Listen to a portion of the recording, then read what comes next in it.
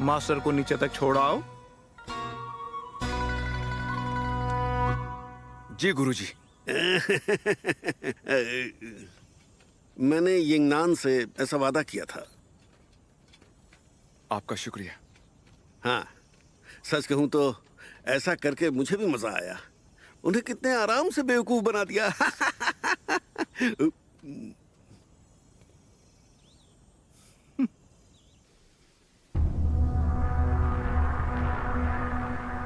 ये भयानक विष जादुई लहरों के कोहरे से निचोड़ा हुआ है। अगर इसे स्वर्ग की परिक्रमा करने वाली अंगूठी में डाला गया तो उसकी शक्ति अपार रूप से बढ़ जाती है। इसे संभल कर इस्तेमाल करना। आपका बहुत बहुत शुक्रिया।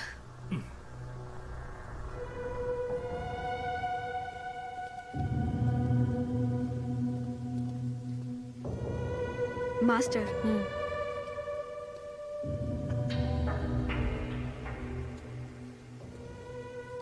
प्राचीन किताबों में ऐसा लिखा है कि जो भी उस कमल से बनी औषधि का 9 बार सेवन कर लेता है वो फिर से सूरज के सामने आ सकता है।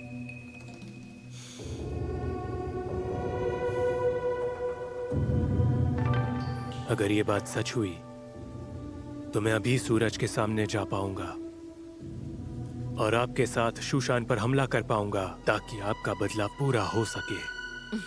पहले तो मैं आपको बधाई देना चाहती हूँ।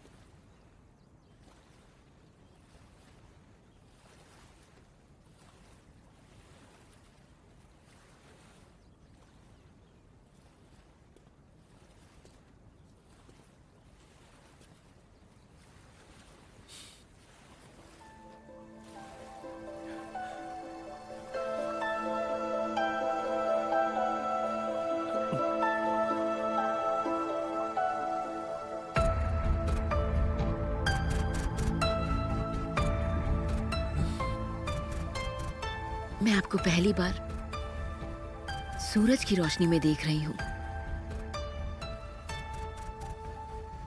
मैं भी आपको पहली बार सूरज की रोशनी में देख रहा हूं।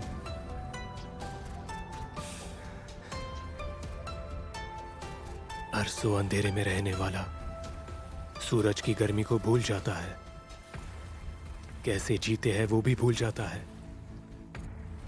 मुझे लगा था कि मैं कभी इस तरह दिन की रोशनी में बाहर नहीं निकल पाऊंगा, लेकिन अब निकल सकते हो।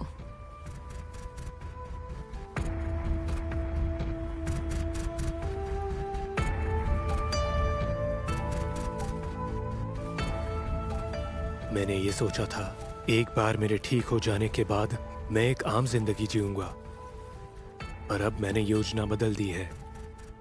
शायद अब हम दोनों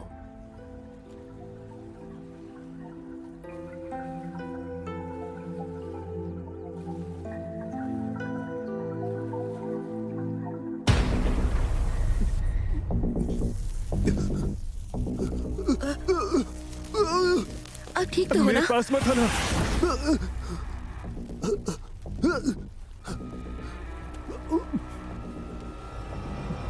आप ठीक हो? आपको ये क्या हो रहा है मास्टर?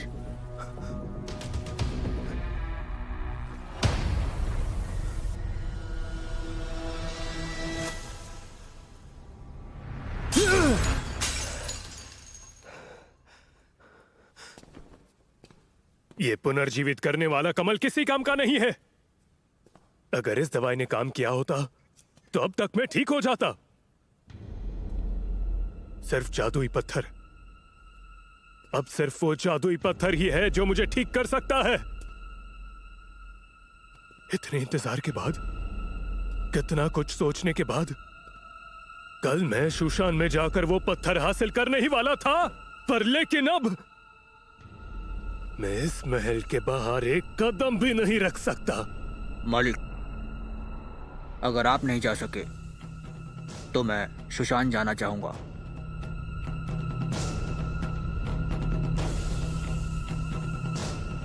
जानते हो ना कि वो शूशान है?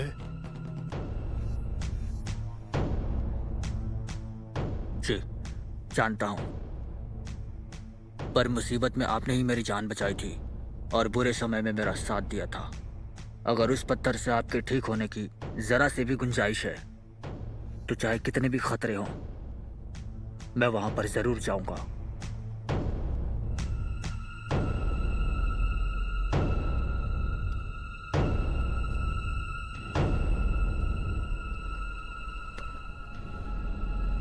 पर जरा संभल कर।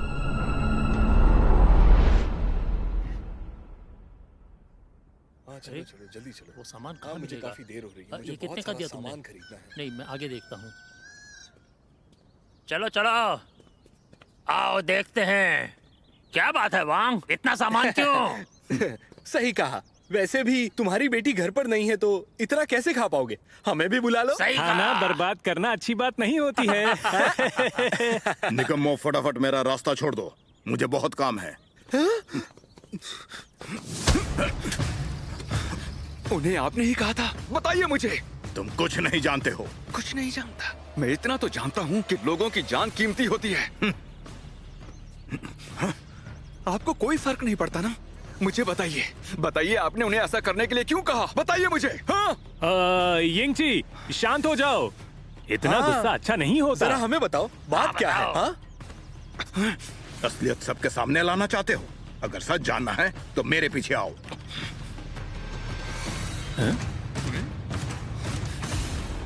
आखिर ऐसी कौन सी राज की बात है? खाना ऐसे बर्बाद नहीं करना सब देख चाहिए। क्या रहे जरा हो? देखो तो। चलो जाओ, हाँ, तमाशा चलो, खत्म चलो। हुआ। जाओ अंदर अपने हाँ अपने हाँ, काम ये ठीक करो। करो। हाँ बिल्कुल ऐसे ही। अरे जाओ। चलो चलो चलो इधर आओ घर भाइयों। चलते हैं।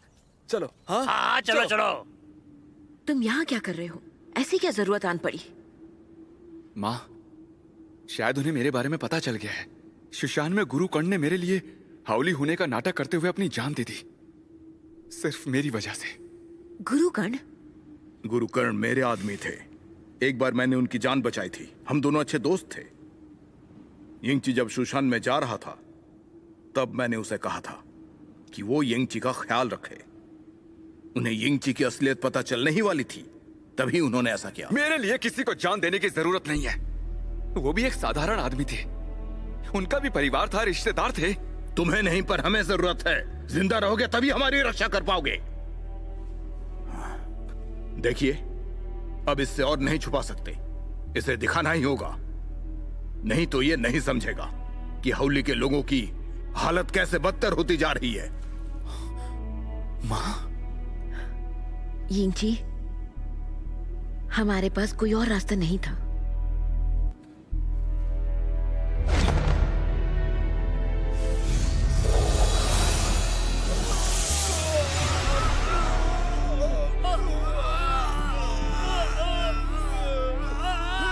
लेकिन कैसे? ये सब कैसे हो गया? कैसे हो गया? तू ऐसा फिर से कैसे हो गया? तू सर मत पटको। लेकिन कैसे? आखिर कैसे? इसके पीछे क्या वजह हो सकती है? माँ, पर मैंने तो हिमकिरण तलवार का इस्तेमाल किया उस था। तलवार का असर ज्यादा दिनों तक नहीं रहा। तुम्हारे शूशान वापस जाते ही तू के अंदर की अनंत अग्नि अचानक से बेकाबू हो गई थी। फिर बाकी लोगों की भी अनंत अग्नि बेकाबू हो गई। कल की ही बात है, यही हिम मंदिर में एक आदमी अग्नि भड़कने से तड़प कर मर गया। अब नहीं पूछोगे कि गुरु कर्ण ने तुम्हारे लिए जान क्यों दी? मैं तुम्हें बताता हूं, क्योंकि तुम हम सब की आखिरी उम्मीद हो। अगर वो लोग तुम्हें मार देते हैं तो हम सब भी मर जाएंगे। अगर तुम्हें सच में लोगों की जान की परवाह है तो मुझे बताओ, उस अग्नि पक्षी तुम्हें ही रक्षक क्यों बनाया? सबकी जान बचाना तुम्हारे हाथ में क्यों है? वो यहाँ तड़प रहे हैं और तुमने क्या किया? युहिंगची, तुम अपना फर्ज भूल गए हो। अपना फर्ज अच्छे से याद है मुझे। लेकिन अब मैं सिर्फ हाउली लोगों का एक रक्षक ही नहीं हूँ, बल्कि सुशान का एक शिष्य भी हूँ। चांग में ही जानते थे कि मैं एक हाउली हूँ, फिर भी उन्होंने विश्वास कर मुझे कई बार बचाया। क्या आप चाहते हो कि मैं मेरे सिद्धांतों को धोखा दे दूं? वो मैं नहीं कर सकता। मुझे कोई बीच का रास्ता ढूंढना ही होगा। हमारे पास बस यही एक रास्ता है। तुम समझ क्यों नहीं रहे हो?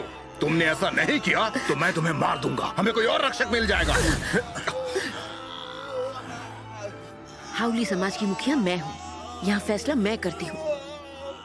यूइंग जी, गुरु कर्ण ने तुम्हारे लिए अपनी जान दी है, और यहाँ जो लोग तड़प रहे हैं उसकी वजह भी तुम ही हो।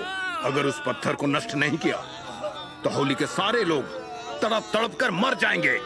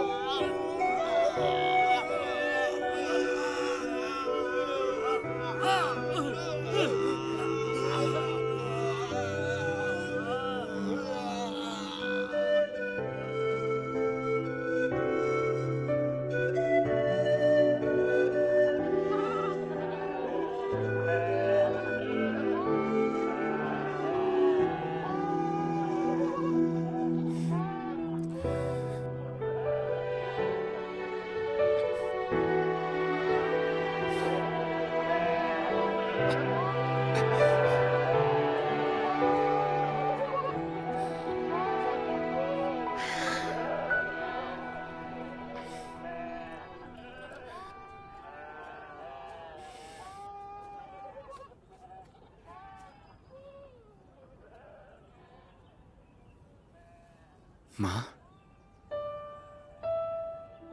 यिंग जी, चिंता मत करो। अग्नि पक्षी ने मुझे रक्षक के तौर पर चुना है। मैं अब मुंह नहीं फेर सकता। वांग चाचा का कहना सही है। ये सभी लोग और गुरु कर्ण भी मेरी वजह से ही मरे हैं। मुझे जल्द से जल्द कुछ करना होगा।